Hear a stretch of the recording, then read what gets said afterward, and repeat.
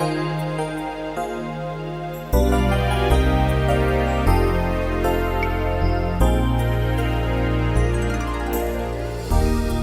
శుభవార్త 18వ అధ్యాయం 9వ వచనం నుంచి 14వ వచన భాగం.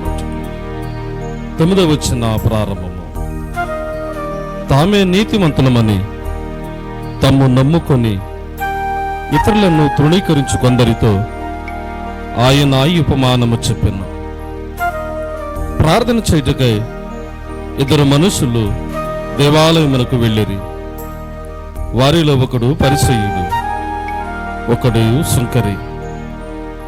పరిసయ్యుడు నిలవబడి, దేవా, నేను చోరులను, అన్యాయస్తులను, వ్యభిచారులైన ఇతర మనుషుల వలనైనను ఈ సుంకరి వలనైనను ఉన్ననందుకు నీకు కృతజ్ఞతాస్తుతులు చెల్లించుచున్నాను.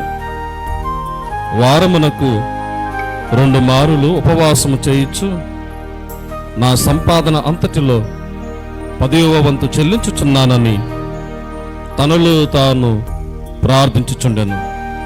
అయితే సుంకరి దూరముగా నిలుచుండి ఆకాశము వైపు కన్నులెత్తుటకైనను ధైర్యము చాలక రొమ్ము కొట్టుకొనుచు, దేవా, పాపినైన నన్ను కరుణించమని పలికెను.